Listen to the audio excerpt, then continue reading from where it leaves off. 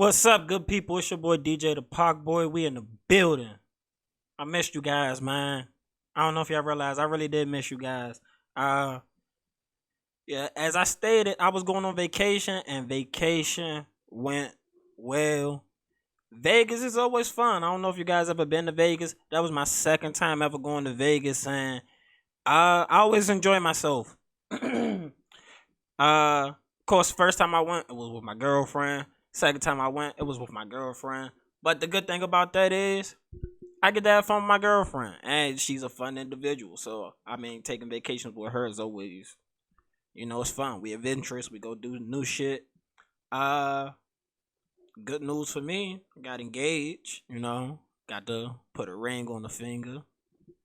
As the shirt says, this is my Super Bowl hoodie from 2012. Well, technically 2013, but it's still holding up. Rings don't lie.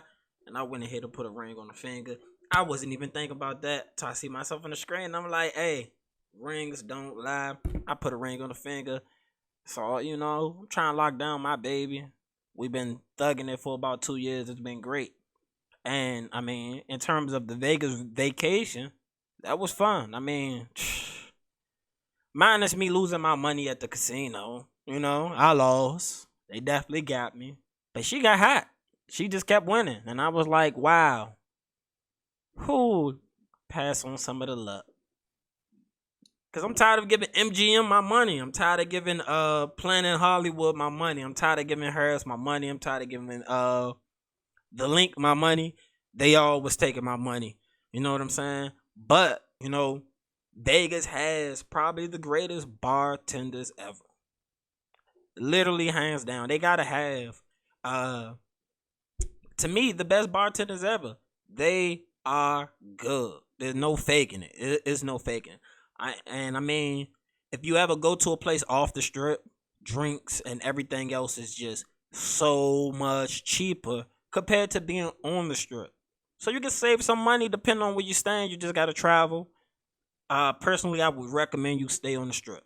You have any options at all, stay on the strip. Don't think about it. Don't think about it at all. At all. If you want to drink and all that, it's better to be able to just walk right back into where you at, where you stand. Versus, I mean, the first time I went, we stayed on the strip. The convenience, beautiful. I mean, we can walk to dispensaries. We can walk to anywhere on the strip. And again, like I said, the dispensary has been so close. It's been close enough you can walk there. It's about a 10-12 minute walk from. We stayed at Harris the first time we went. So about a 12 to 15 minute walk, which ain't bad because I'm from DC. We walk a lot in DC. At least I think in eastern cities. People walk a lot. We walk a lot. I walk a lot. So I mean, it's not a big thing for me to walk. But we stayed at this resort that was off the strip. Really nice resort. Shout out to the Desert Rose. First time staying there. I mean, I wouldn't mind doing it again, but again, I prefer to just the convenience of already being on the strip, being able to walk places, getting to where I need to go. But I will say they had some nice accommodations. We stayed in like a 2-bedroom condo, 2 bathrooms. It was like a extended stay type of place, which again, beautiful. And I'm just here to say Vegas is fun. It's open late. Actually, I was a little more surprised. Vegas kind of did close a little earlier than I expected. I was maybe just last time because we didn't stay in Vegas the whole time. So I mean, we also took a trip out L.A. last time. So there was some differences. But I real deal expected Vegas to stay open 24 hours a day. Fat Tuesdays closed at like 2 o'clock in the morning. What's that? You know what I'm saying? I'm saying people drink so early in the morning. I'm expecting, stuff to be open 24 hours. But no, you got to find the right spots, know where to go. Definitely some fun stuff to do. Visited a strip club, just random, right across the street from Reef. If you go out to Vegas, Reef, really good dispensary. You can get reward points for going there, which is nice. Throughout our trip, we spent so much money on marijuana. It was like, here, you earned yourself a discount. Keep spending more money. which in turn we did. Yeah, we smoke a lot of weed. I smoke a lot of weed, so it is what it is. We're the anti Stephen A over here. As I say, we stay on the weed here at the Next Up Media. Here at the L.I.M.E show with your boy, we smoke. But yeah, Vegas was cool, was fun. So hot out there. I never been to a place my whole time on a vacation. Every day is over 100 degrees. And the first day we got there, it was like 113 when we touched down. And throughout the whole night, it stayed at 100 degrees until about 5 o'clock in the morning, which it went down to 99. And then an hour later, proceeded to go back up to over 100 again. It was scorching out there. Scorching. But, hitting the pool was cool. Going out was fun. Of course, like I said, drinking was cool. We did an escape room and did terrible. I don't want to tell you how bad we did, but we did terrible. We might have set a record for the worst escape room experience, I would think. Like, we did bad. Yeah, hour in, the guy comes in and he's like, "Hey, do you want me to tell you about what you didn't accomplish, since you guys might want to come back and do it again?" We were like, "Nah, we're from DC. We ain't coming back out here no time soon to just come do an escape room. So you might as well tell us what's going on." We did terrible, y'all. I'm just saying, we did not represent DC well at all. Like, I think the only thing we did was like get handcuffs off. And the guy said that was 5%. So it was 5 of us and we only got 5%. That might have been the my least intellectual moment in my life, doing that as a group activity. We all did bad. We got stuck on one thing, and the one thing turned out to be wrong. We were stuck on the code. Even though I'm not gonna lie, I did have a little braggadocious moment. Intellectually speaking, I took a really good guesstimation because of the clues that was available, and it turned out I was like 2 numbers off. So if I gave myself some props, even though we did terrible. Because we did terrible. Terrible. But it's time to get into the bullshit. You know what time it is. It's your boy. So we're going to start off the day with this story right here. Squad member Corey Bush and CNN blasted for pushing fake news story that raised about $230,000 for a fake single mom of 3 facing homelessness over eviction moratorium. I know I'm a little, but we here. So apparently CNN had Daisha Kelly of Las Vegas. Speaking of Vegas, I was out there. She went on CNN to go tell a story about how she's going through a rough time. She's about to get evicted, put out her house, and she starts a GoFundMe. CNN pushes the GoFundMe, and from there, it comes out later that, she's not really the kid's mother as she portrayed in the interview, as she portrayed on the GoFundMe that raised all that money. So let's get into more of the story. Daisha Kelly of Las Vegas was featured in a segment last week with CNN reporter Nick Watt, who took a tour of Kelly's home. It promoted a GoFundMe she set up to collect rent, which she has since raised more than $230,000 thanks to the CNN report, and repeatedly referred to her as the mother of Sharon, Kia, and Amani. They are 8, 6, and 5. She portrayed herself as the mother, but the whole time it turned out she was just babysitting.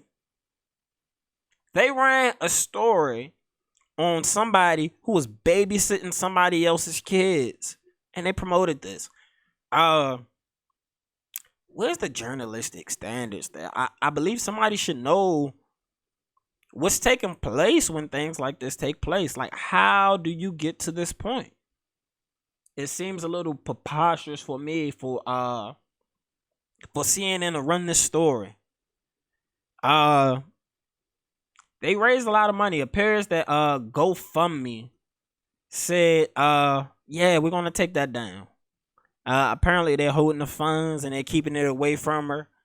Because again, money was raised on the false premise done by supposed journalists. Supposed journalists. It's sad that CNN does some things that'll make you grind your teeth together. Like they're supposed to be the neutral party in a lot of things, but they turn out to be a corporate media wing for the Democrats, it seems like. And that's crazy because you can push so many stories and narratives because you control so much. Because of the dynamics of media in America. There are 6 companies that control everything that's on TV? 6. So that means whoever's at the top of those companies are pulling the strings. And I don't have to directly tell you, I don't want you to speak on things. I don't want you to act in a certain way. I can just hire people I know who's going to be less problematic to what I want to promote. It's what you do when you run a business, especially a media company. You're going to hire people whose ideas are similar to yours. But when you become a corporate juggernaut where you have monopolized the industry, you get stuff like this. They really took the time to promote this. And then Cori Bush came out and said, let me pull this back up for you. She came out and said, when I say your congresswoman loves you, this is what I mean. Kelly, I may not be your representatives, but I love you. And I will not stop working to make sure you and every person in a country has what they need to thrive. Which is a good message from a politician. But that politician is caught up now in the rigmarole of the bullshit, which CNN helped initially stop when they pulled this story up. Of course, they had to do a correction. They definitely had to do a correction. But, I mean, it just sucks when, you have mainstream media who will make up a story that promotes the message they want to get across. Like, you can always fit a narrative. You can always find stories to fill narratives. And that's what they did instead of doing actual journalism, which sucks. Really, really sucks. Now, on to some more of the BS. We have Dr. Dre's daughter, LaTanya Young.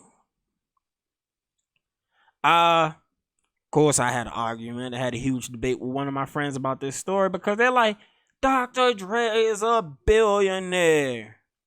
Let me give you some context. Dr. Dre's 38-year-old daughter is homeless with her kids. And apparently, he stopped supporting her about a year ago. There are no details to why. It's just he stopped supporting her about a year ago. Again, she's 38 years old. And I had a question for one of my friends who said Dr. Dre is, a piece of shit. And I said, at what age should you, become an adult? You have kids. Why are you just relying on somebody else and you have kids? Why? At 38, you should pretty much have your life together somewhat. Some type of stability. At least I believe that. You can waste your 20s away, but when you get in your 30s, you gotta start getting shit together. When you have kids, you're on more of a clock to get shit together because you have people depending on you. But instead, they made Dr. Dre the bad guy. We're here on Insider.com, and it says Dr. Dre's oldest daughter starts a GoFundMe page after sharing that she's homeless. Again, I feel bad for people who end up in a position of having to be homeless. But in her case, I'm pretty sure she has some connections or something she should have been doing beforehand. Okay, it says Dr. Dre's oldest daughter, LaTanya Young, started a GoFundMe to raise money for housing for her and her 4 kids. 4 kids. 4 kids. Young launched a fundraiser on August the 9th. According to the GoFundMe page, Young 38 said in an interview with the Daily Mail on August 4th that she's living out of an SUV rental in Tarzana, California, a suburb of L.A. She says she hasn't received any money from her father since January 2020. The fundraisers to help Latanya and her 4 kids find a safe and stable home. She's currently working at DoorDash to keep afloat, and these funds will be deeply appreciated, says the GoFundMe page.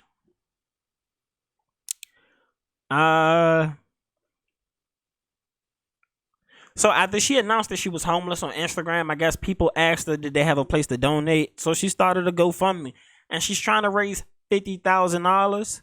And this poster said at the time of this writing, she had 3,400. Again, it's a little crazy. Young said she told the Daily Mail in early August that she had not seen her father in 18 years, doesn't have his cell phone number, and must communicate with him through his team. Young said up until January 2020, he paid her rent and gave her an allowance. He may not be the best father, but he gave her finances up to a certain point, and she did nothing with those finances. If you have an allowance and all your bills paid, you shouldn't be broke. At what point in time does the responsibility fall on you? Grown people making excuses for other grown people. An argument I made was, why didn't she try to move in with one of her baby fathers? And the girl told me, you know, men don't want to be in their kids' lives. And I said, bullshit. How many men do you physically know that you're friends with that had kids that aren't trying to be in their kids' lives? It was crickets. Because perception doesn't always fit reality. The perception is Dr. Dre's a billionaire. His daughter should be a billionaire. 1, Dr. Dre earned all this money. 2, apparently he took care of his responsibilities as a parent for more than what the designated time most parents take care of their kids. And yes, I'm totally against just putting your kids out. Just because they're 18 doesn't make them grown. The economy is much different than what it used to be, so circumstances have changed that. But from 18 to 38, that's 20 years. Probably of rent being paid and an allowance. If you had a job during that time, you would have been stacking. You would have been good. But no. Instead, Dr. Dre has to be the bad guy because you don't want to be responsible. It makes no sense. It really makes no sense. Like, it's crazy. People want to make Dre the bad guy in this situation. And there's a lot of shit I don't agree with Dr. Dre on. I mean, the shit from Michelet and all the stories about, you know, him possibly beating on women, that's a bigger thing. That's something you could be mad at Dr. Dre for, but him being mad because his 38-year-old daughter with 4 kids did nothing responsible. Either you blame him for being a failed parent that his grown-ass child can't take care of themselves, but don't blame him for cutting her off at 37. She should have had her shit together by then. She really, really, really should have had her shit together. And people just want to make him the bad guy in that moment. And of course, a little crazy. Something had to happen. Something is there that we don't know. But I definitely don't think we should just blame this guy 100% of the way, saying he's the bad guy in this situation. Maybe I'm looking at it different. If I'm looking at it different, tell me in the comments I'm wrong. Let me know. Because I need to know. Am I wrong? Am I being too harsh? I mean, because shit. I know I had to get my shit together early. She 38. Cruising. Like, you got kids. I don't get it. It's not for me to get. It's not for me to understand. And I guess that's what it is. So, heading up to the next story. Looks like Drake gets his Amari Bailey's, who's a star basketball player. Drake's been dating his mom. Now Drake has come through with a iced out OVO chain form. Now, if I was a kid in high school, I probably wouldn't want one of the most famous people on earth dating my mom. probably wouldn't want that. But I mean, might be also a little cool if one of the most famous people in the world was dating your mother. And I guess Amari Bailey's taking all of it in stride because he just got a chain. Drake just made him a so icy boy. So this is from pictures earlier when Drake was on a date with Amari Bailey's mom. They've been dating for a little while now. And they met, I guess, when Drake was pulling up at Bronny's games at Sierra Canyon, which is a basketball powerhouse. So, of course, if you're going there, you must be good. And Amari Bailey is good. So from there, Drake made his moves, and now he's dating mom. So, I guess July 4th, he was on stepdaddy duty. Look at him. Drake's out here. He chilling with the kid. Again, I mean, in most cases, I would say no. But there probably some benefits to, if Drake is cool actually dating your mom and not just piping her out and passing her along. Which I would, again, hate for my mom to date a celebrity to be in a position to get piped up and passed along in the public. That's the problem. In the public eye. But Drake comes back. He gets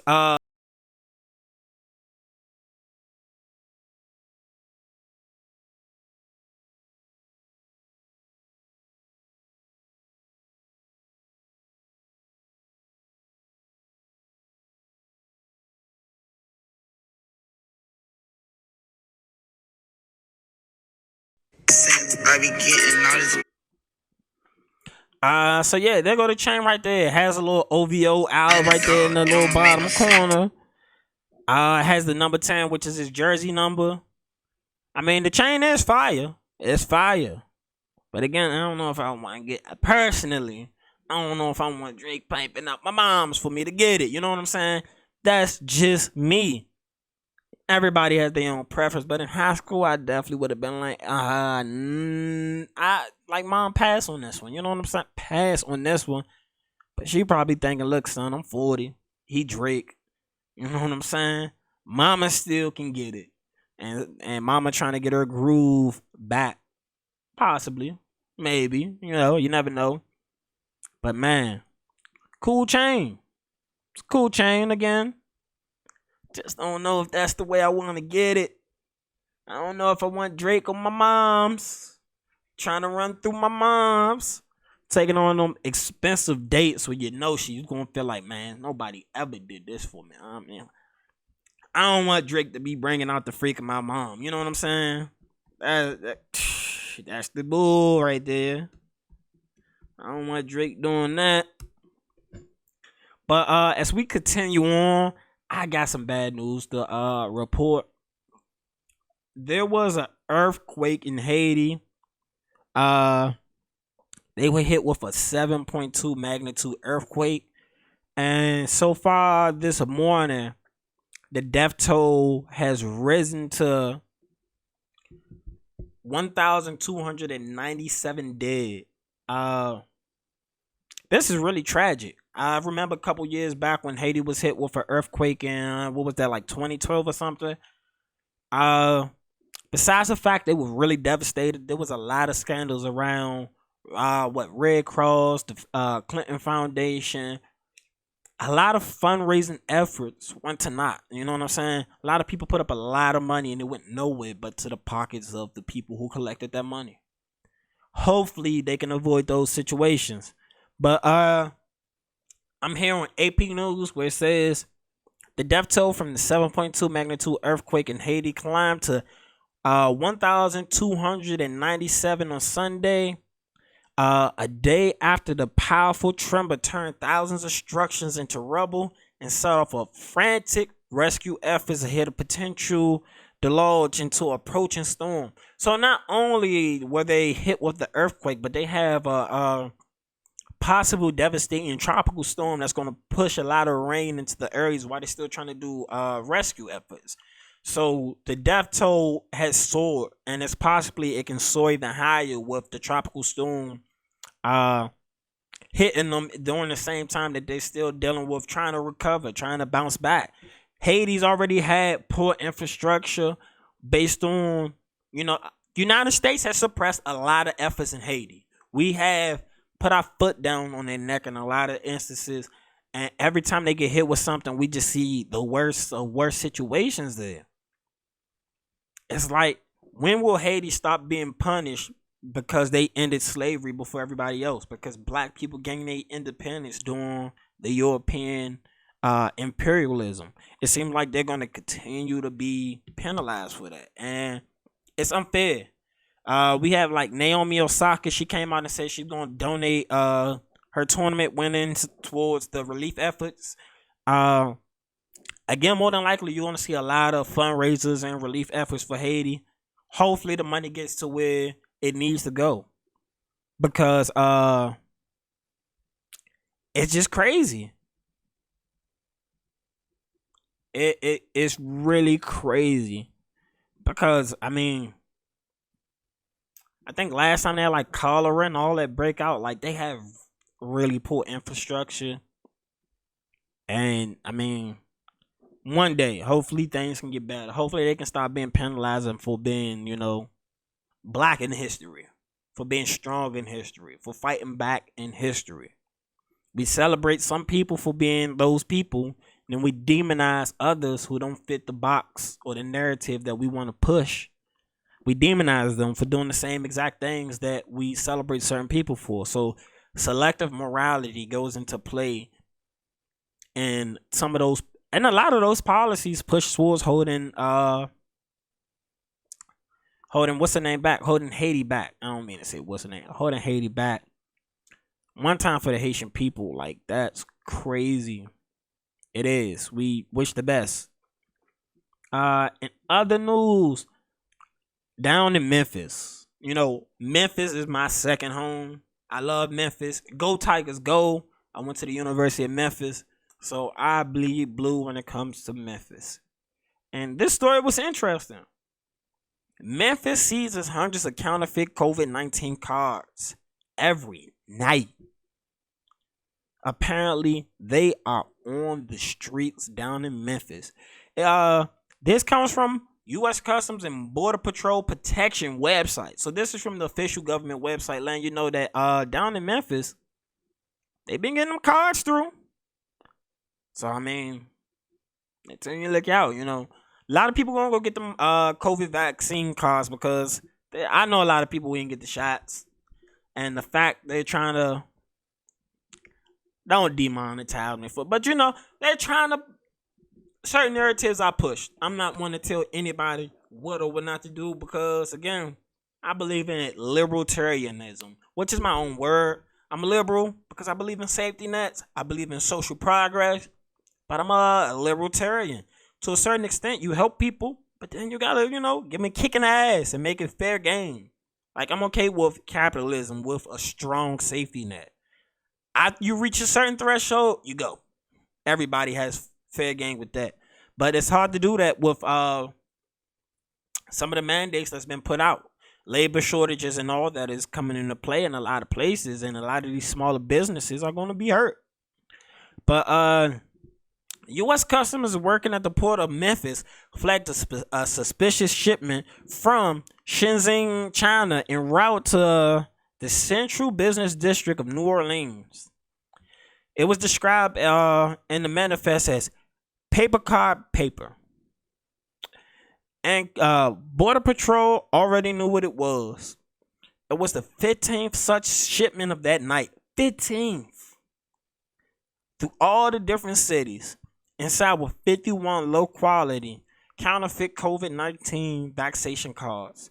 The cards have blanks for the recipient's names, birthday, and vaccine maker, lot number, and date and place the shot was given, as well as the CDC logo on the upper right corner. However, there were typos, unfinished words, and some Spanish verbiage on the back was misspelled. So they're trying to push through the fake cards, and they did a poor, crappy job at trying to cover the shit up. So So apparently they been flooded in from China, a whole bunch of fake vaccine cards, because people are trying to skip over the vaccine.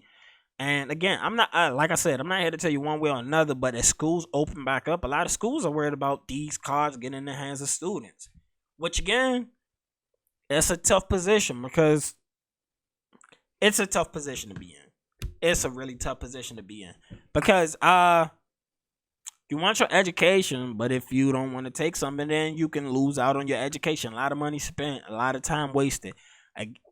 This is just going to be a continuous problem. And most people would just say everybody get vaccinated, but that don't work. If everybody got vaccinated, we still see you can catch and transmit the disease. So it wouldn't matter if everybody got vaccinated. I mean, the symptoms would, like they say, the symptoms will slow down. I agree. But we're still catching and passing it along. I don't know what the solution for that gonna be. Again, I'm not the solution guy. I'm just here to tell you, my opinion on certain things. I don't agree with the mandate. I don't. Any of the mandates. I don't.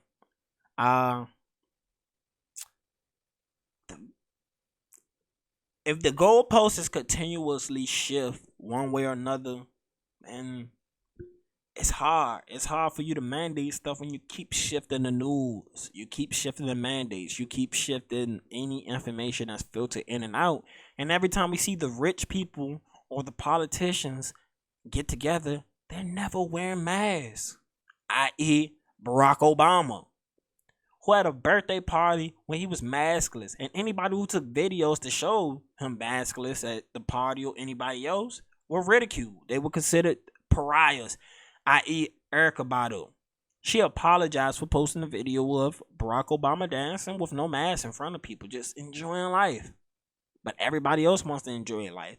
Why is it only for the people in control and in power? It's okay for them to decide when they're going to go with the COVID rules.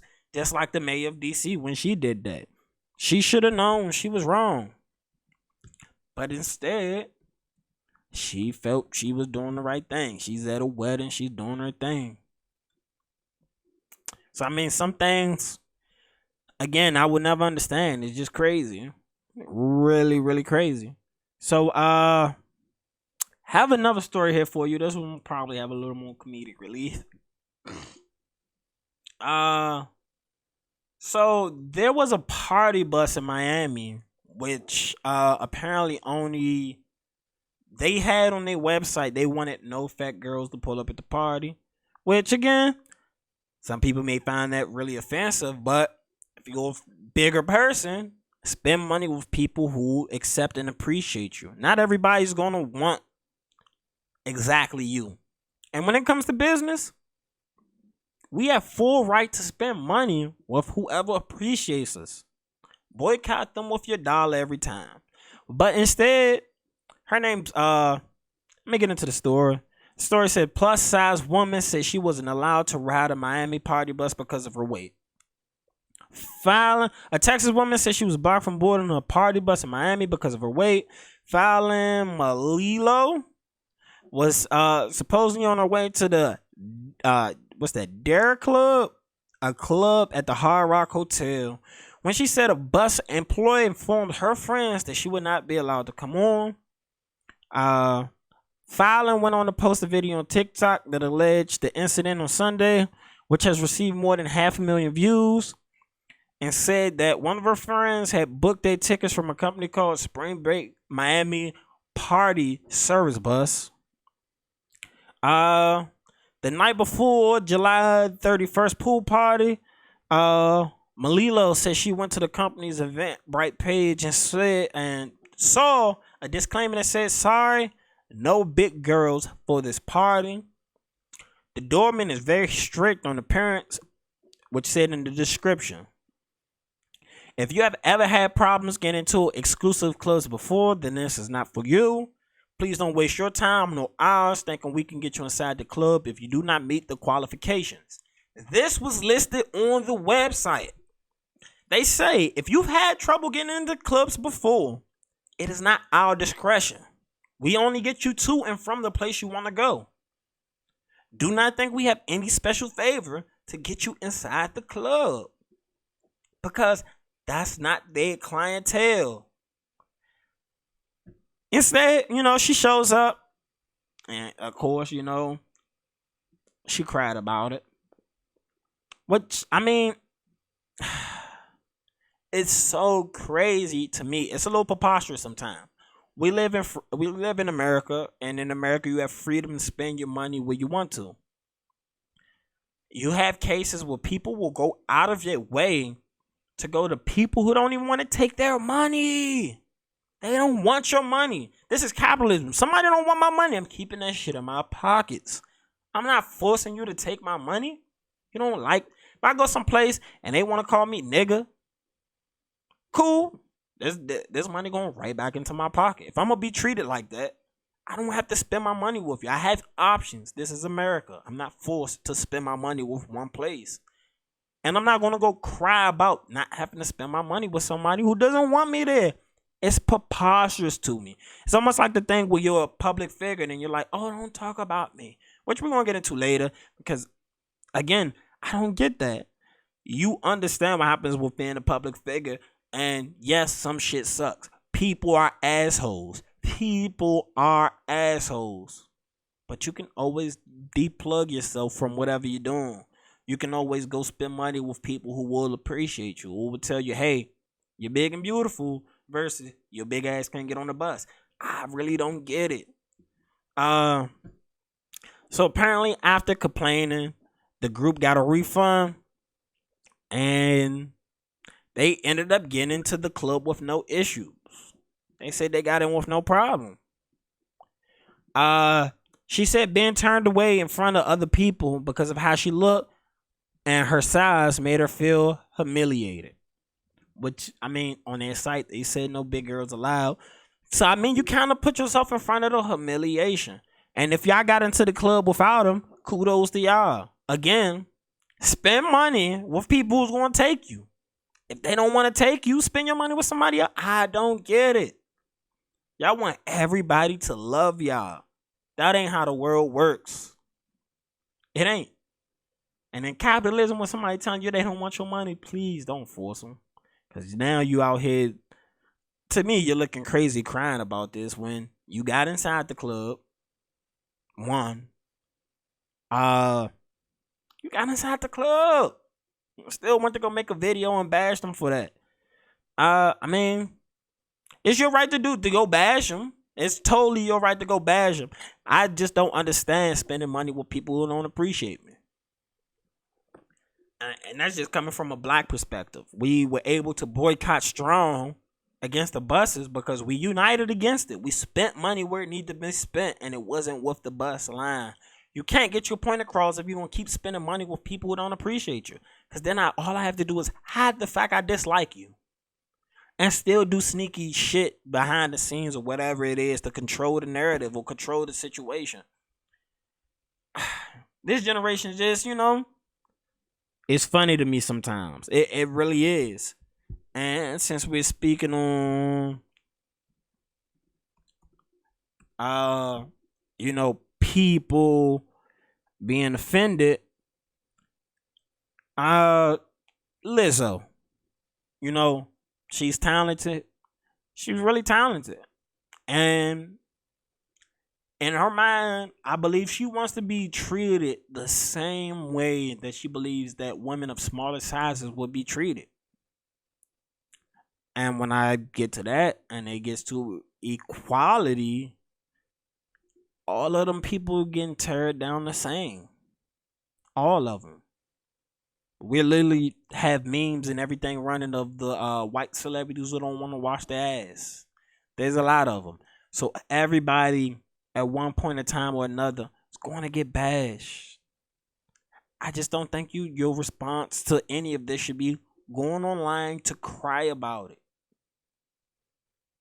That's not a solution. I mean, of course you're going to have some people who's going to give you sympathy. Then there's also going to be other people like, all right, come on, like, keep it pushing. Everybody has to deal with BS. So, Lizzo has often spoke about body positivity in her career, sharing videos and posts on social media criticizing those who comment on her body. However, in a recent video, the Good as Hell singer revealed how sometimes comments push her too far. In an Instagram live shot in what appears to be the singer's bathroom, she cried and used tissues to wipe away her tears while discussing some of the mean comments she get online. She said while under normal circumstances she ignored these comments, the amount of work she's been doing has caused her to become more sensitive. Lizzo said, sometimes I'm like the world just don't love me back. It's like it doesn't matter how much positive energy you put into the world, they're still going to have people who are going to have something to say, who have something mean to say about you. And for the most part, it doesn't hurt my feelings. I don't care. I just think when I'm working this hard my tolerance gets lower, my patience gets lower, I'm more sensitive and it gets to me. And that's the thing. You said it doesn't hurt your feelings, you don't care, but obviously it does hurt your feelings. It does care because it always becomes a thing. It's been almost like a trope your whole career for them to with anything that's said about, your body is body shaming. It's either two sides of the coin. It's either considered their body shaming or it's body positivity. Which I don't understand body positivity because again, I've been telling y'all I've been trying to get on my own weight loss journey. I've been smaller before. I gained a lot of weight during quarantine. Even before then, I put back on pounds after dropping a lot of pounds. And I don't like being this heavy. I don't like it. I don't. So I've been taking my fat ass outside to go work out. And I have other people telling me my fat ass is getting fat. I've never gone to go cry about it. I went to go put in work behind it. When somebody tells me I'm not capable of doing something, it's a challenge. So what I go do is go prove them wrong. I'm not here for, to say people hurt my feelings because of comments online, again, it's almost like the last story. You have the option to plug out of the bullshit, but some people like plugging into it. They'll go continuously read the comment. Like if you post something, you know what's coming with it. You're going to get some compliments, but I feel like the majority of it anytime is going to be BS. If you go read people comment sections on the pictures, there's love, but there's always more hate than it is love. If you highlighted all the love you receive, would you cry? No. People want to dive into the biggest BS or any of the bullshit they got to deal with in life. And trust me, I understand. I'm an artist. I make music. And I had like a reaction video done the other day. And shout out to the person who gave me a reaction video. A dope video. But they even noticed. They said, hey, it seemed like on every video you have just one dislike. You have one person who just hates you. That might be the case. And I would be super sensitive if I sat right there anytime somebody says something negative about anything that I'm doing. Because if you're not paying my bills, then I don't care. You have to be like literally putting money in my pockets. Literally. Even if people go view your video to talk shit, you're getting a view. You're getting paid from the negativity as well. Apparently some people were calling her mammies, which is, it is racist coming from a white person, and it's offensive if it's coming from your own kind of people in that situation. So I can understand her being upset with that. I wouldn't want to be called anything that's from a racist perspective either. It would piss me off. So I can understand where she's coming from with that, but I just believe she should, take the plug out, detach yourself from the matrix. Get away, go read, go enjoy the weather, the scenery, something. Find something that's going to make you happy versus trying to find happiness from other people. 'Cause that will help tear you down even more. You're looking for something from people who don't give it to everybody. You have to be in a small rarefied air. I'm talking about like Beyonce. You have to be on that level of, for so long, dominating and being great, for you to, have those people gonna fight for you regardless of anything that's going on. And her career's been really short. Of course, it's people who love her for her personality, but I mean, she also gets a lot of hate from her personality. From like that Laker game in particular, where she had her butt cheeks out. Oh man, she was getting killed for that. And her thing was, oh, if the skinny girl wore this, y'all wouldn't say anything. And the response was, it's a family game. You came to a place where there are a lot of kids and you just wore your ass out. That's the inappropriate part. It has nothing to do with your size. It had to do with decision making in that moment. Cardi B's a smaller woman and she doesn't go with her ass out almost nowhere. She used to be a stripper and she usually dresses with more decorum than Lizzo. So I mean, I'm not here to tell women how to dress. I'm not here to tell women to go lose weight. I'm not here to tell any of y'all any of that. I'm just here to say the world owes nobody anything. They don't owe you to be nice. They don't owe you anything. Respect is definitely, especially on the internet, it's not something that people just naturally going to give out. So I mean, I feel bad, but I feel bad for her. I don't know what else she should do. You know, she tries the body positivity thing. I don't know, man. She's out here. Her new song, I mean, it's cool. It's not my cup of tea. She said people say she was making white music. There's no such thing as white music. Go look up music history. Black people generally created every single genre of music that we listen to now. Go look it up. I'll be surprised when I be learning new details about, you know, what we accomplished, what we've done. I'd be so surprised sometimes.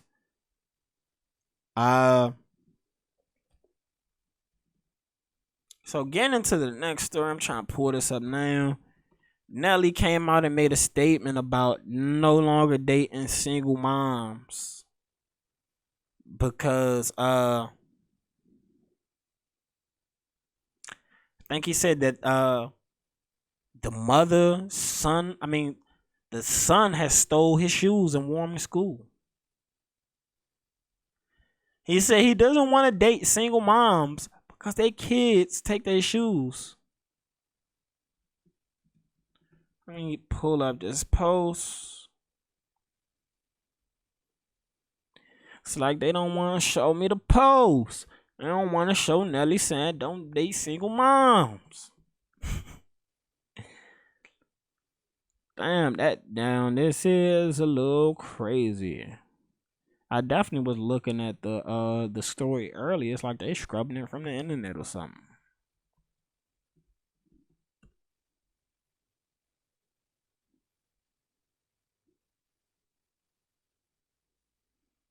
Man, I done stepped in my J's.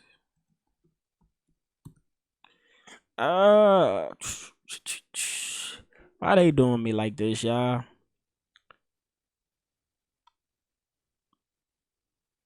They not trying to pull up the story.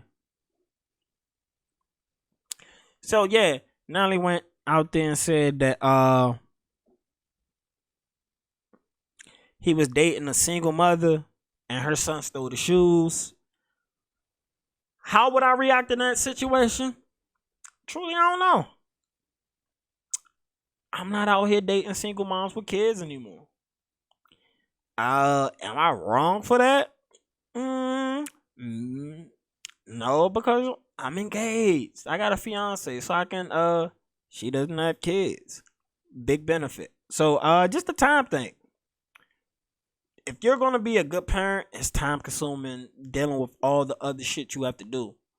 So I mean, if we're trying to build something in a partnership, it's kind of hard when, you know, time can get in the way when you have kids. And now it's expected of me to make accommodations for a single mom just because she's a single mom. Like, that's kind of your responsibility. Not mine, it's kind of yours. Which sucks because, I mean, the advantage is in a field for man. the advantage goes to the side of the man.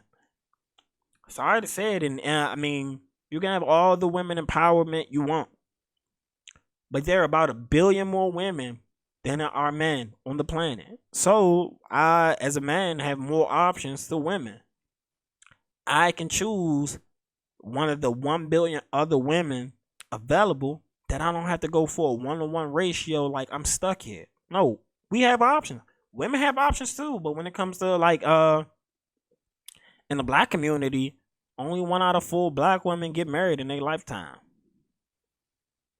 So the numbers are high for black men because we have options. There are more options.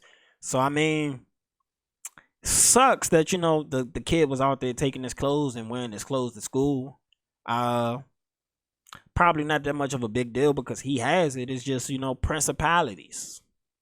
It's the principalities, the thing smoky.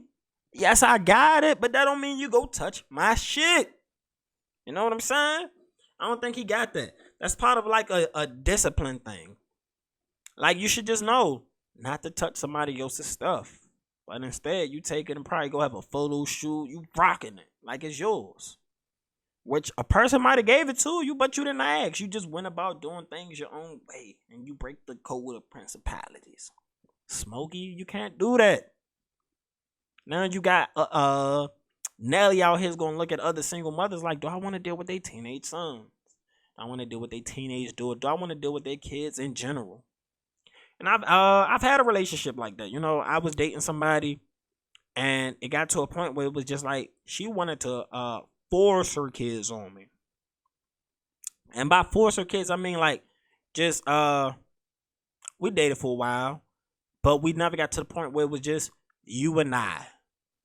Like we made this designation as us, and only us.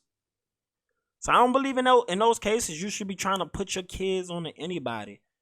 She looked at my relationship that I had with my niece and nephew and said, wow. You know what I'm saying? Because I am a hell of an uncle. I try my best. From schools, the materialistic things, the trips, to all that. I try to be a hell of an uncle. They prep me for when I'm going to have kids one day. But I can understand this problem in that situation. I probably can't discipline your son in that scenario.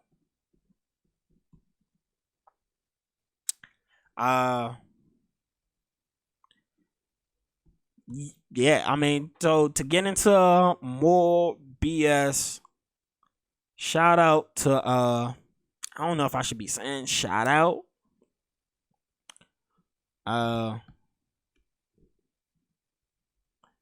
But a story that's been making headlines is this situation with Future's baby mother Brittany. Apparently all of this started off with a text message that went viral across the world. And I'm talking about if it's a real text message, that's definitely wrong. And I mean, it's definitely wrong. Future's wrong if this is real, but they get in the store. His baby mother, Brittany Millie, she showed text on Instagram from Future texting his son, to which I guess his son was asking him for clothes or something like that. And Future says, go ask your mom. And he says, ask my mom what? And his reply was, your mom's a hoe. Like, wow, Future. Wow. All right, here we go. We got it up. We was down bad the last episode, but we back, baby. No, I don't even know what y'all guys is. Y'all trying to sell me some notifications. So, the kid texts Future, tell your mom. Kid texts back, tell your mom what? He says, buy you some clothes. His son's response was, dad. Future then proceeds, your mom is a hoe. I'm just saying, hey, Future, you a wild boy for that one. If that's real, you're a wild boy. We always knew you was a wild boy, but you extra wild for that one. You threw extra sauce on that bitch. You hear me? Now, I'm not calling her bitch. I'm saying on that text message, he put some extra some sauce on that. He made it extra, too much sauce, like he used to say with him and Uzi. It was too much sauce on that text message. damn, your mom's a hoe. That's vicious. Like, I couldn't imagine being in that situation as a kid and my pops text me that. Like, that'll probably scar me in some ways. Because then I got to look at my mama through hoe lens. You know what I'm saying? Every time you go out, what you doing? Even though Future probably ain't the best pops. I mean, shit, if I'm rich, my kids are kids. I'm definitely 100% making sure they're straight. Because as a good parent, I should make sure by the time they become adults, they can be adults and hold their own shit. Because I don't want to be holding my kids' hands at fucking 38. You know what I'm saying? But damn, Future, you vicious. Now, she is wild because she tried to say it was like cruelty to children for that text message. That's not considered cruelty to children. It's considered being a shitty fucking parent that you would text your kid that your mom's a hoe. I love Future music. Future is legendary when it comes to music. His personality has spawned a shit ton of toxic memes. He's the toxic king. Women know this. And they still line up to sleep with Future. Kind of your fault now. Anybody who lines up and gets pregnant by Future now, you cannot be the bitter baby mother. You can't be the angry baby mother. You know what the hell you signed up for. He has like 12 baby moms. But sheesh.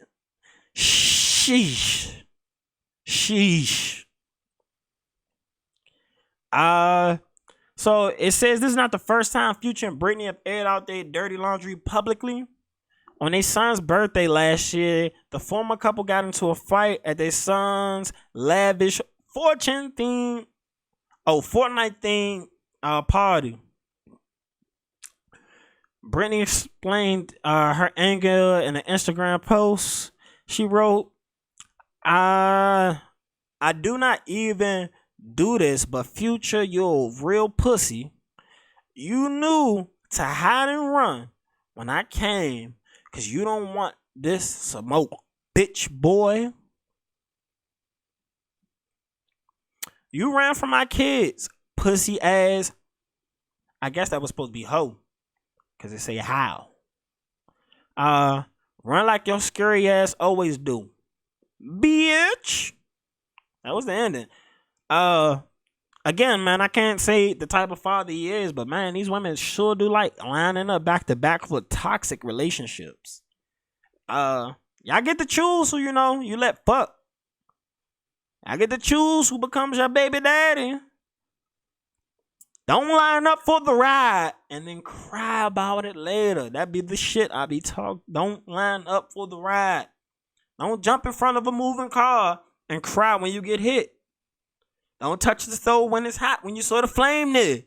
You know what you get yourself into sometimes, and people still line up for the bullshit. And then, I mean, that was another conversation I got into it with one of my friends. I love just hearing, other people's opinions sometimes. See where they are on these incidents, where they are on these subjects, and stop thinking you can change people. People line up to try and change other people, and that shit never works. That shit never works. Take people as they are, because if you don't, you're going to be the sad one at the end of the day.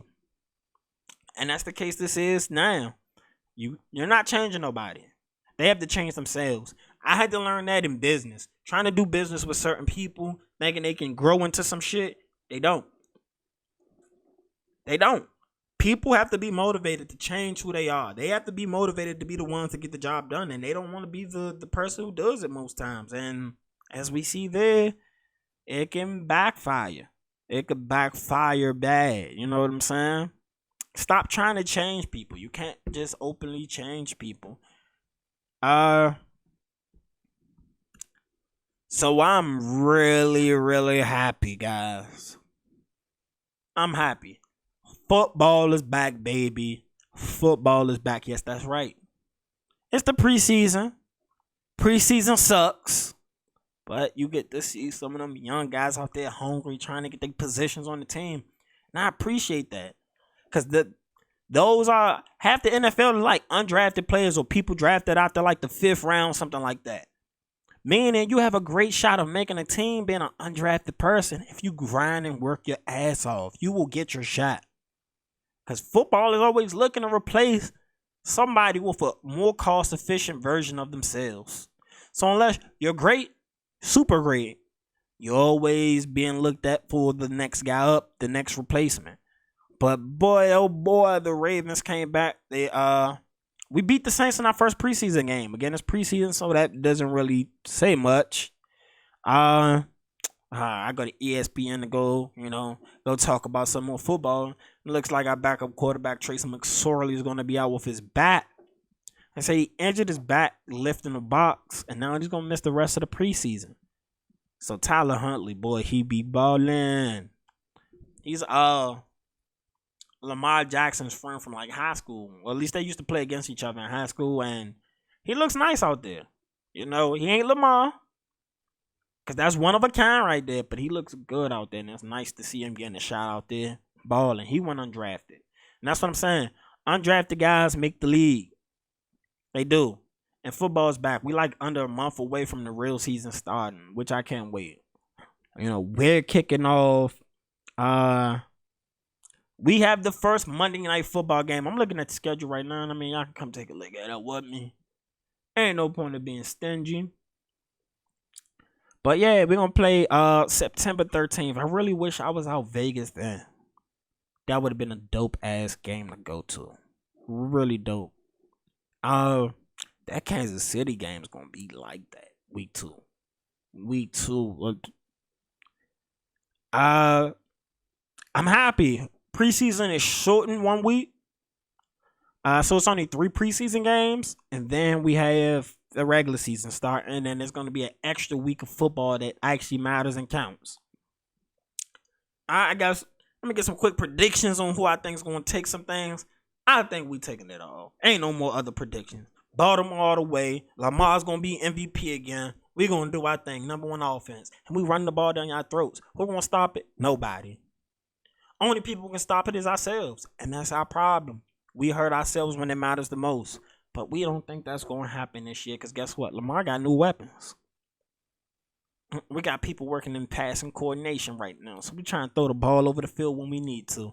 And hopefully the new receivers that we have, they're just going to get playing time. Do not drop the ball. That's been our biggest problem as a Ravens fan. Us dropping the ball. Something that would have been cool, something that is cool. Hard Knocks came back too, to kick off the preseason. They have the Cowboys up there, and apparently Dak Prescott has to get a second MRI on his throwing arm, which that sucks. But they say second MRI comes out, and it shows that Dak's going to be good to go by week 1. But that was one of the things that occurred during Hard Knocks. That's a series that's been around forever. Really wish, again, I just love seeing my team on TV. So it'd be nice if we could be up there again on Hard Knocks. Last time we did that, Super Bowl, baby. So it'd be nice if we can get Hard Knocks again. That would be dope.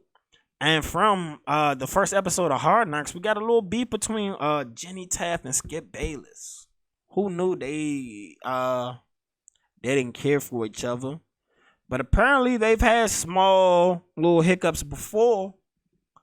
But this time, I guess it took the cake this time for them.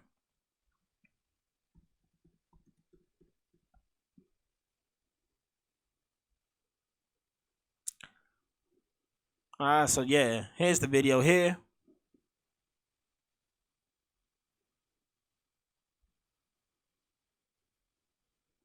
This is somebody doing a review on the video and not actually, hitting what they talking about what we need them to talk about in this one. There's a review. But yeah, they got into it. They were arguing over the weight of the coach. Can't make this up, y'all. That's what they argued about the inner show one day. Gonna see how that plays out. Again, that's Skip Bayless show. Something I thought that was a little juvenile, to get at the end and get into that. Maybe they should have waited to the break and got into that conversation. Some things aren't made for TV, and that's one of them. But I'm your boy DJ the Park Boy. This is the L.I.M.E show. We here on the Next Up Network. Shout out to my good people. Shout out to the flossers. We out.